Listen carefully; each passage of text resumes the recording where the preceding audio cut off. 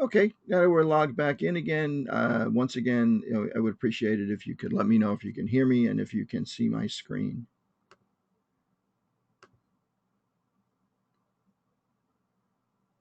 Okay, good. Glad to hear it. Okay, so now we're going to take a look at another kind of distribution, a binomial distribution.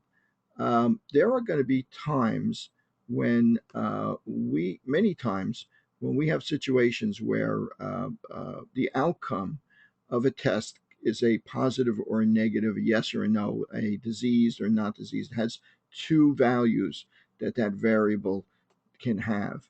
Okay, and that's a binomial distribution. Now we know we've worked with instances of this already. We've worked with, for instance, a coin toss, where we could toss a coin, and we knew that there was a 50-50 chance that it might be a heads, a 50-50 chance it might be a tail.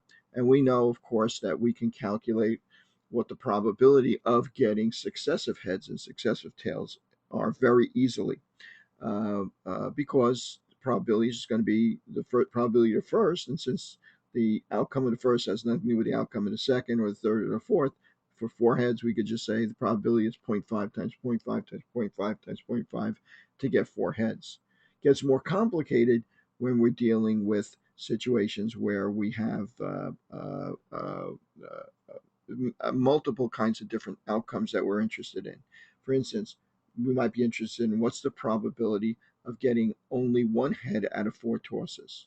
Or more realistically, we might be interested in knowing, well, if a population has the probability of picking someone in a population says that there's a 45% chance that they're female, what's the probability that if I pick 100 people out of that population, that exactly 50 will be female or more than 55 will be female. So these are things that we're likely to want to know on a practical basis.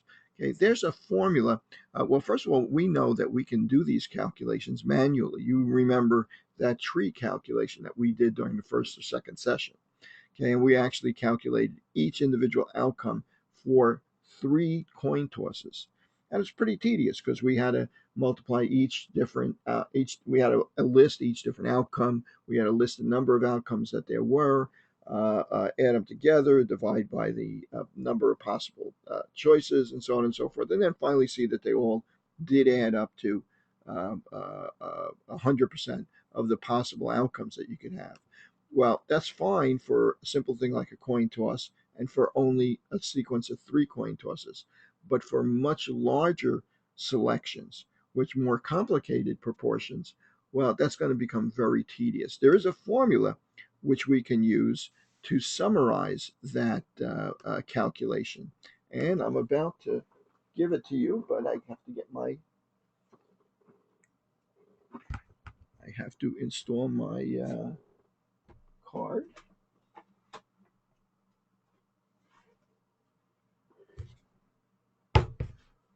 Okay, let me get to it. Well,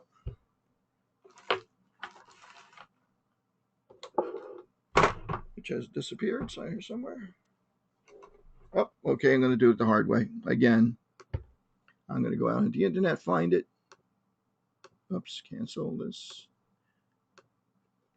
Binomial formula. Notice there's calculators. You might have noticed that there are calculators there on the internet that you can use. Okay, let's use this as a pretty one right here. Let's use that one. Okay, let's take a look at this formula. What is this formula telling us? Okay, what this formula is telling us, it's telling us that the probability of a particular outcome, right? For instance, the probability, let's go back to coin tosses. Let's say I'm going to toss a coin 10 times. The probability of getting some specific number of heads out of those 10 tosses, let's say that that's three heads. The probability of getting three heads out of that sequence is going to be equal to the number of trials I'm going to have, the number of times I'm going to toss the coin factorial. Factorial is a calculation of all the possible outcomes. Okay, so for instance, well, the possible outcomes might be 10 times 9 times 8 times 7 times 6 times 5, and so on and so forth. The count the number of ways that an event can occur. So n factorial means the number of tosses, 10. Factorial means that number multiplied by n minus 1 times that number, n minus 2 times that number, all the way down to 1. Okay, so 10 times 9 times 8 times 7, and so on and so forth. Okay, we're going to divide that by the a measure of the number of ways that the event can occur. Okay, so or can occur. So we're going to say n minus x. Okay, that's going to be 10 is going to be number of trials, minus x is going to be the number of successes or heads, which is, we said 3. So this is going to be 7 factorial again, times x was again 3 factorial, times the probability of the outcome we're looking for, which was heads, which was 0.5.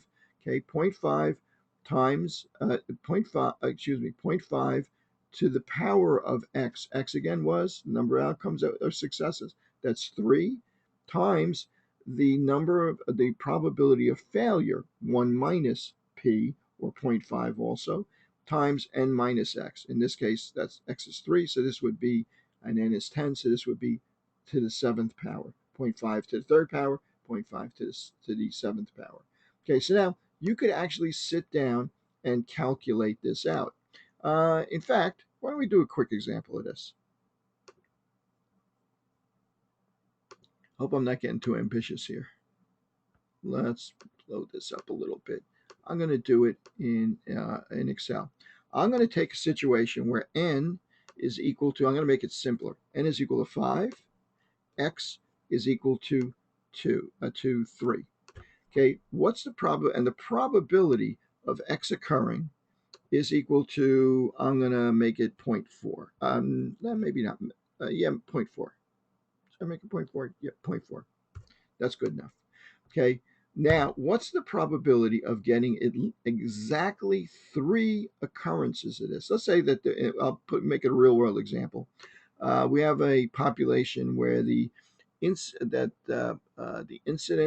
of certain form of virus is 40%. Okay, and we want to know what's the probability if we randomly select 5 people in its population that exactly 3 will test positive for exposure to that virus. Okay, probability is 0.4 that they're going to test positive. We want to know what's the probability of exactly 4. Okay, so let's calculate this out from this formula. Okay, that's going to be equal to, it's going to be equal to n factorial. Well, n is 5. I'm just going to put this in this way for now. N factorial divided by, it's going to be n minus x factorial, where n minus x is 5 minus 3 is 2 factorial, times, okay, x factorial, well, x is 3, that's 3 factorial, right, times, and then we're going to multiply this by p to the x power, p to the x power, that's equal to, p is 0.4, that's equal to 0.4 times 0.4 times 0.4. I'll actually calculate that. That's 0.4 to the 3rd power, to the x power, is equal to that. Now the next thing we need is q. Q is equal to, what is q equal to? Q is going to be equal to 0.6 to the n minus x. N is 5, x is 3, so that's going to be 2, so that's going to be 0.6 times 0.6. Okay, that's going to be equal to 0.036. Okay, so now let's calculate this out. 5 factorial is 5 times 4 times 3 times 2 times 1. And 2 factorial is 2 times 1. And that's going to be multiplied by 3 factorial, 3 times 2 times 1. Okay, well, let's see what happens here. Well, first of all, 3 times 2 times 1 cancels out with 3 times 2 times 1 on the top part of this. Okay? And 2 factors into 4, so that's really 5 times 2. So the value here of this whole part of the equation is equal to 10. The value of this part of the equation is equal to 0.64. And the value of this part of the equation is equal to 0.36. So now my probability of X, probability that I'll get exactly 3 people that are infected with the virus, is going to be equal to 10 times that times that. Enter, and it's 23%. The proportion is 0.23.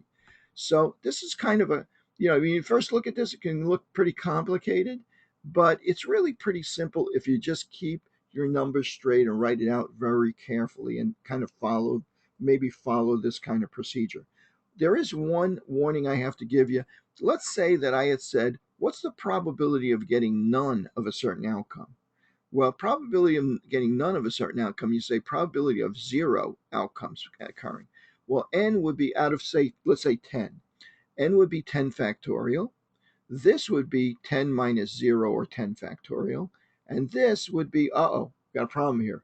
That's 0 factorial. Well, what the hell does 0 factorial mean? Especially a 0 in the bottom of this, in the denominator of this equation, you can't divide by 0, right? That's not going to work for us.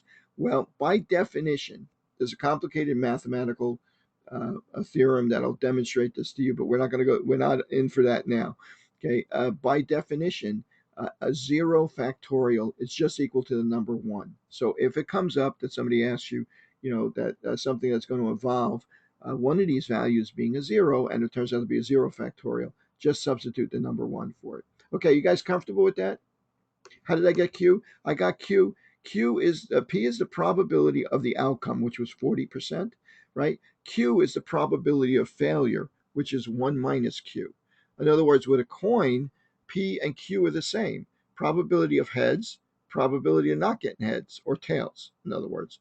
Okay, if we were talking about a probability of 10%, of say prevalence in the population of diabetes is 10%. Probability of picking one person out that's diabetes is 10%, 0.1. Q would be 0.9. Okay, so you just you deduct it yourself. You deduce it yourself, deduct it yourself. Okay, so let's move on. Okay, and by the way, now let's move on to doing this in Excel. In Excel, we have the good luck to actually have a function built in here called Binomial Dist. Okay, and that is going to be equal to, I'm going to use the same example, the number of successes, that's the number of people that I want to know the probability of, 2, comma, the number of trials, we're taking 5 trials, comma, probability was 0.4 of success of getting that outcome positive for the disease, and false for cumulative. I hit enter, and it gives me a different number than I had before. You know what it was? I think I did 3 before. Yeah, that's what I did, 3 before. Okay, I get the same number. Thank God. Okay, so at any rate, so now, so we can use that simple built-in formula or built-in function in Excel to solve this as well. If you have Excel available to you and you're doing it on paper, you can actually use Excel to check your answer. Now, the part where I said, I'm going to go back and do this again. Binomial dist, parentheses, okay, trials is going to be number of successes, is 3, comma, trials is 5, comma, probability is 0.4. This time, if I put true in and hit enter, I get 91%. That's because cumulative refers to the cumulative value of all the probabilities up to that point. In other words, it's telling us that what the probability of, if we take a sample of 5 people, that we will find 3, that we will find 3, 2, 1, or 0 people in that group that is positive for the disease, for the virus, test positive for the virus. You could use that as well to say, well, 91% my probability of having 3 or fewer people that are positive for the virus is 91%. You could also say that the probability of having 4 or more people is going to be 1 - that, or 9% of the population would the probability of your choosing 5 people and having 4 or 5 of them positive for the disease is only 9%. Okay, so you might see something like that, to work out on the paper portion of the exam. Maybe a simple version is I'm going to post a pretty thorough description tomorrow morning of what the lab part of the exam is going to look like. So you're almost going to actually know what the lab exam is. You'll have different numbers it'll be same problems, but different numbers for the early and late session. But I'm going to give you a good enough description that it won't benefit you to see the early exam or the late exam. Okay, so you'll have a pretty good idea what you're going to be expected to do before you show up and do it. Okay, so now next part of this, you might be you're going to get n, and you're going to get n, x, and p. You'll have to figure out q for yourself, most likely. And it may not be, like outlined as n, x, and p. It may be in the form of a word problem, like I just described. If you took a sample of 10 people, what's the probability, given that any individual is 3% or 10% or 9%? What's the probability that you get exactly 7 people? That would be your x, and so on and so forth. So that you might have to parse out for yourself. Okay, so let's take a look at the next thing that we want to do, and that is in the last half-hour session that we're going to do, I'm going to hit SPSS. So if you want to go back over the descriptive statistics on SPSS, log in for that third session. Okay, let me just see something here. Okay, so now I'm going to, the next thing I wanted to talk about was, well, let me get to this over here. Okay, I think I'm okay here. Let me just open this up, make sure we didn't leave anything out here from the lab session. I wouldn't worry about Chevy Chev. We haven't covered that really. Oops.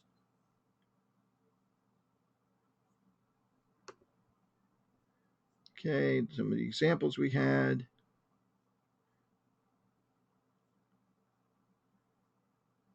Okay, Z-score, early outcomes. Okay, I gave you a bunch of these. I think we're okay on that. Okay, let's start to go over some of this other material that we discussed that might be on the test. And next session, I'm going to start with SPSS, and I'll pick up where we left off here if you think you need it. Okay, first of all, on the exam, we know we're going to be asked about uh, uh, uh, types of variables. So make sure you go back over and make sure you're comfortable with identifying the types of variables. Categorical, numerical. Numerical might be, it could be integer, or it could be a scalar. Uh, um, uh, Categorical or nominal, same thing basically. Now, the only thing with categorical nominal is in some cases, some of those will be ordinal type variables. Those are things like the pain scale or a grade scale, A, B, C, D, and so on and so forth, where they describe a difference in value between individual items, individual scores on that variable, but they don't necessarily describe a measurable scalar difference. In other words, if I were to tell you that one person's level of pain on the pain scale was 7, and you ask the second person what their level of pain was, they said 7. One person's 7 is not the same thing as the other person's 7. The only way you can really compare it is to when that person reports 5, you know it's less than the 7. And if that person then reports 3, you don't know if the difference between 5 and 7 is the same as the difference between 5 and 3. That really doesn't have, that's not really a measurable relevance. So it's kind of you have to make a little bit of a judgment. But when you see those kind of variables, you're going to know that they're ordinal and they're not scalar, but they're not nominal either because there's differences in the value. Of course, certain things there are no differences in the value; they're just identifiers. For instance, hair color, blue, red, blonde, so on and so forth, is not ordinal unless you're referring to the lightness of hair. So hair color lightness, like on a scale of brunette to blonde, you might consider that if you described it that way. So you kind of parse them out that way. Okay. Okay. Now, various kinds of graphs. I want to go over quickly because this comes up quite a bit on these exams. I'm going to open up Excel here.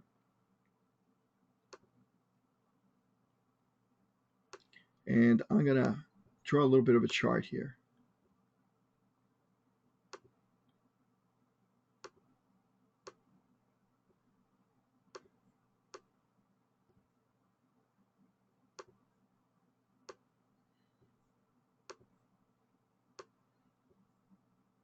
Okay. Now, this chart this might represent a score of the number of people that got an F, a D, a C, a B, and an A. And if I were to ask you in this chart what the median grade is, okay, and this represents the number of people. This is one person, this is 6 people up towards the top there. Okay, if I were to ask you what the median grade was, how would you determine that? Well, I know that 3 people got an F, 4 people, by the way, your grades are not going to look like this, so don't worry about this. Your grades are all going to be up here. Okay, 3 people got an F, 3 people, 4 people got a D, that's 7, 5 people got a C, that's 12, 6 people got a B, that's 18, and 3 people got an A, that's 21.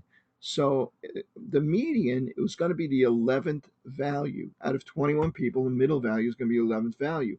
Well, where is the 11th value hiding here? Well, 3 people got F, 4 people got D. That accounts for 7. And the 8th through the, let's see, 5 people, 8th through the 12th person are in C. So the median value is in the C group.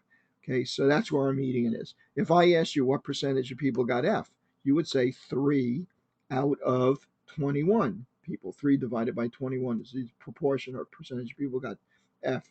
If I asked you what's the proportion of people that did not fail the course that got A, well, that's a conditional probability. First thing we're looking at is the proportion of people that didn't fail the course, right? That's given that a person did not fail the course, that represents 18 people. What percentage of that people got A? And that's 4 people, so 4 out of 18. So when you read these problems, parse the language into what you know about percentages, probability, and be particularly careful about conditional probabilities. Okay, so we're going to bail out now. We're going to come back on in the other session so that I can make sure that this records properly. And we're going to take a look at SPSS and go through the remaining portions of this example that we have, of this list that we have here. Okay, see you guys in about 5 minutes.